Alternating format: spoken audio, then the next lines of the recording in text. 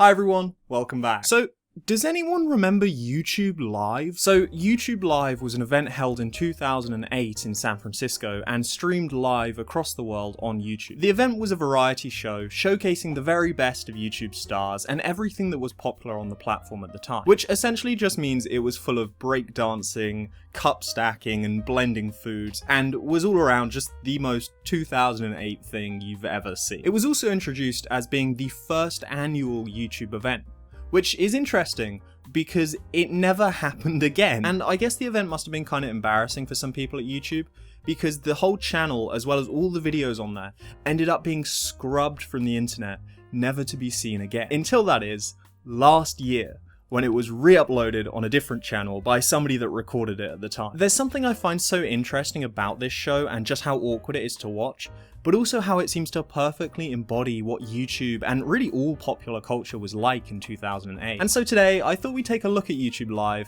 and take a look back at the 15-year-old embarrassment YouTube wants you to forget. Ladies and gentlemen, it's time to turn off your televisions and turn your computers on. House of Perry, let's go. So one of the things you really have to understand about this show is that back in 2008, YouTube was so much smaller and much more insular than it is today. I think this sort of YouTube event where you get all the biggest YouTubers in the world and put them on stage together is the sort of thing that only really could have happened at this point in time. Because back in 2007 or 2008, when I first started watching YouTube, pretty much everyone on the site was watching more or less the same videos. Like, for starters, no one had reached 1 million subscribers yet, and the most subscribed YouTuber in the world was Fred. And most people out there didn't really watch YouTube basically at all, like they all do today. It was mostly just this much smaller community of nerds that spent way too much time online. Like me. In fact, back then, the YouTube homepage wasn't algorithm based, it was just the same videos for everyone on the site.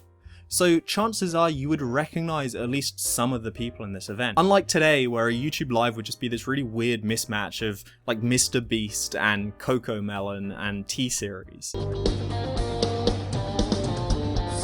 a pose for the first annual YouTube Awards! So I'm not sure if Katy Perry was supposed to say that line about this being the first annual YouTube Awards, because I checked, and only one award is given out during the entire show. She walks past various YouTube celebrities from the time, including Chad Vader and the Free Hugs guy. You know, the Free Hugs guy. Come on, don't tell me you don't know who the Free Hugs guy is. Yeah, I don't know either. It really makes you wonder where all these YouTube celebrities ended up. Like, there are a few of them that are still popular today. Like, you know, there's Smosh and the other guy from Smosh. But the rest of them, where are they? Partway through the performance, she also grabs an audience member's camera, and if you've ever been singled out in an audience in front of everyone, you can totally empathize with how this guy's feeling. But the reason I bring that up is because as part of the event, all of the audience members were given these flip video cameras where they could record the event, and then there was also a station at YouTube Live where they could upload those videos directly to YouTube, which is honestly just a genius marketing tactic.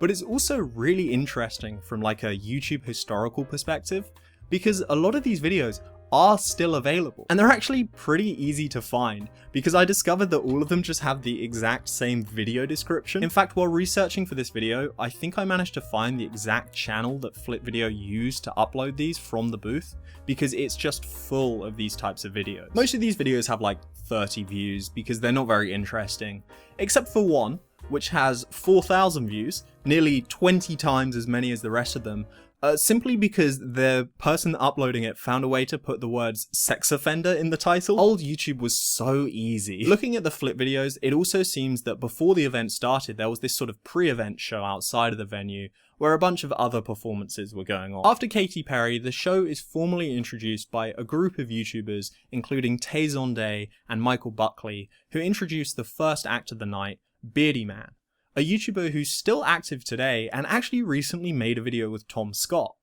Crazy how these things all connect.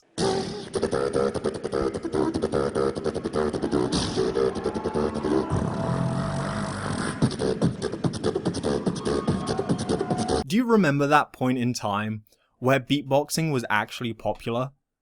Well, you do, it was 2008. But you know what I mean. I feel like there was this point in time where everybody in the world just really wanted to learn beatboxing and breakdancing and parkour and all of these viral video skills.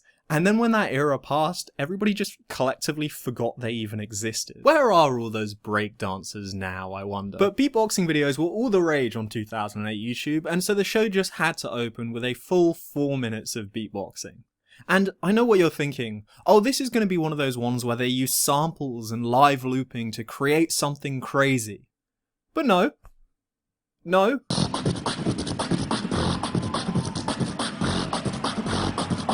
One of the next acts was a live demonstration from the Will It Blend YouTube channel. This was one of the best examples of 2008 YouTube, and really YouTube in general, if I'm being honest. It was basically just a channel where they got everyday items and they asked, will it blend? And then they saw if it would blend. It's a really simple concept and just goes to show that since the dawn of YouTube, people have been clamoring for you to destroy expensive things. I want you to welcome my friend, Chad Vader. Hello, everyone. Hello, Chad. Commander Dixon. You can always tell when a live segment has no script because of the way that people are just fumbling through their words and interrupting each other at weird moments. One of the most disturbing tasks I have to do at the grocery store where I work is sweeping up.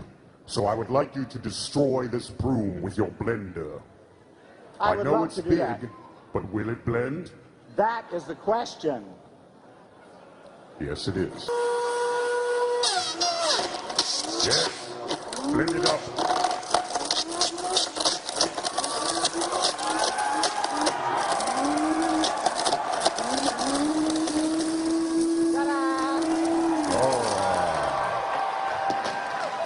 Impressive, most impressive. Thank you. Bo Burnham sings My Family Thinks I'm Gay. Mine does too. It's okay.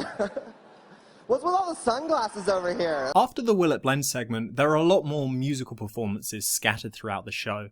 And it's really surprising just the number of celebrities that YouTube managed to get for this, considering how small of a platform they were at the time, relatively speaking. I mean, not just Katy Perry, but will.i.am, MC Hammer, Joe Satriani had a segment with the YouTuber Fun2, which opened with this.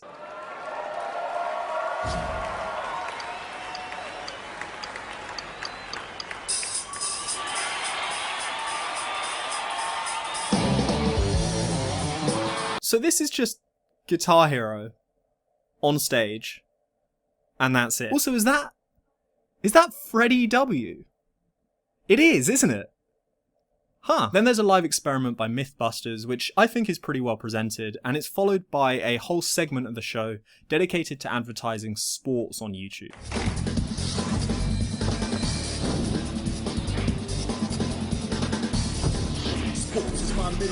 Honestly, so much of this show is just beatboxing, breakdancing, and now extreme sports. I feel like I'm in an ad for the PlayStation 2. So let me ask you something. What's the coolest sport you could demonstrate at YouTube Live? What's that one high-octane thing that you could show on stage to show everybody how cool sport is on YouTube? Well, remember speed stacking?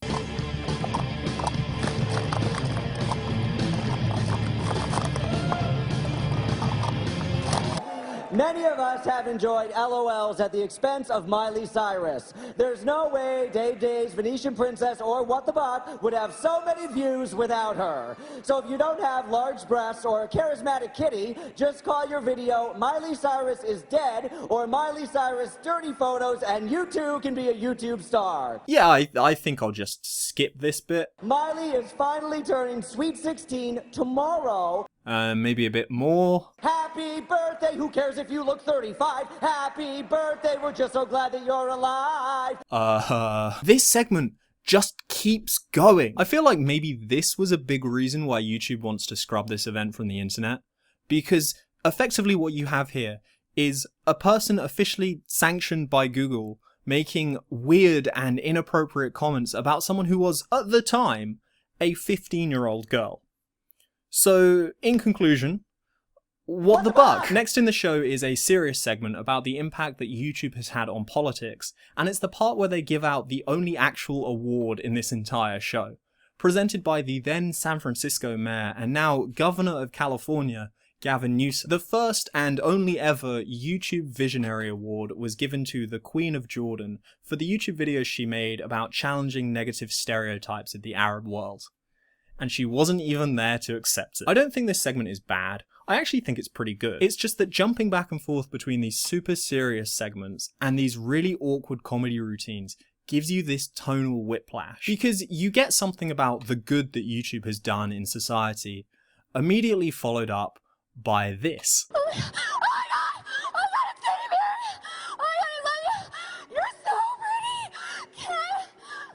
But now it's time for the biggest moment of YouTube Live. Hey, it's Fred and I'm in San Francisco right now because I'm going to go to YouTube Live because I'm going to sing there. This was a huge deal for me, and all the other 10-year-olds of the world back in the day, because I loved Fred and remembered hearing about this, and it felt like this lost episode of Fred that I hadn't seen yet. If anything, the fact that Fred was the #1 most subscribed channel at the time really shows you that YouTube hasn't changed as much as you might think. Because since the dawn of YouTube, what's popular on the platform has always been controlled by kids. You know, this is the second time that Fred's appeared on my channel, which isn't a lot, but it is weird that it's happened twice. There's yet another musical performance with everyone's favourite instrument of the late 2000s, the ukulele. This bed is so hot I cannot get the covers off. What better symbolism for early social media than forcing a room full of people to watch you and your friends play the ukulele?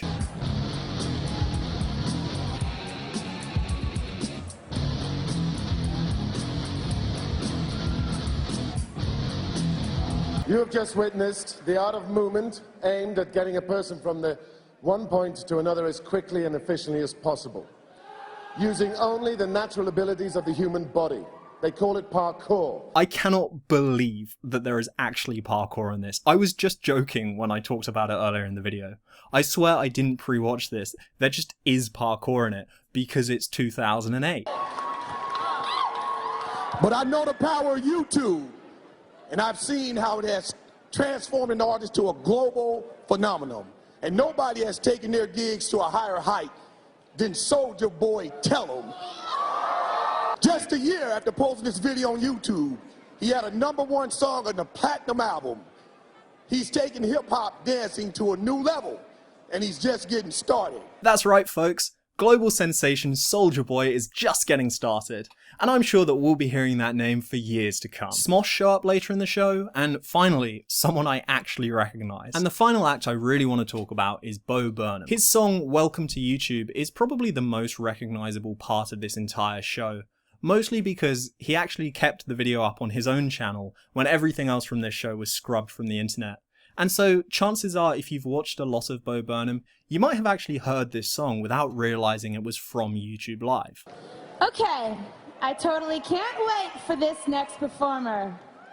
He's funny, he's filthy, and he's gotten over 20 million views on his YouTube, and he's only 18 years old. Thank God you're 18 at least. He's here to play his world premiere of his new song, Welcome to YouTube. Come on, everybody, make some noise for Bo Burnham! Thank you, Mrs. Perry. He looks so uncomfortable. I think Bo Burnham's song is the best part of the entire show. And it really goes to show how Bo Burnham was just operating on an entirely different level from everyone else on YouTube at the time. Everyone else's performance has something go slightly wrong, or some slip up or awkward moment. But Bo's performance is so clean, especially when you consider he was only 18 at the time. And it makes sense that he ended up being one of those creators that outgrew the platform and went on to do other things. The song itself is a scathing and shockingly still relevant critique about how YouTube was going to take over everyone's lives. It's kind of sad to see how Bo had such cynicism back then about YouTube, considering how the dominant feeling at the time was optimism and excitement for the growth of the platform and how everything was going to develop. And that's most of the show. There's a bunch more musical performances and some really cringy moments, again involving Michael Buckley. Oh my, this is Good thing there's no censorship on YouTube. That's all right. That's enough. Stop. Please stop.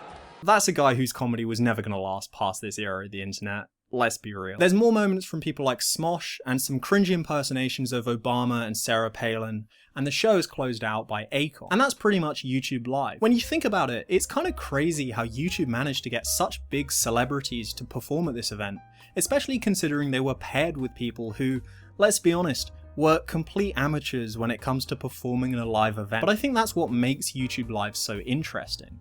This was the first time we really got to see YouTube present itself to the world as a relevant facet of media, rather than just this dumb little website where a bunch of nerds made videos about themselves. No comment. You can pick any moment from the show, and I'm sure you'll find a technical mishap or an awkward moment that gives everything this haphazard vibe. The cup stackers mess up a bunch, Fun2 hits loads of wrong notes when he's playing, and there are just a bunch of presenters that are clearly not equipped to be performing on stage. But I don't think that's too bad, because the whole point of YouTube Live is that these are normal people who have finally been given this opportunity to present in front of the world. And I think there's something oddly charming about that idea. Maybe a reason why so many traditional celebrities agreed to appear on YouTube Live is that there was still a mystery to YouTube at the time. Nobody was really sure how big this next big thing was going to be, and so some people were just excited to be a part of something new. Or, you know, maybe Google just cut them a big paycheck.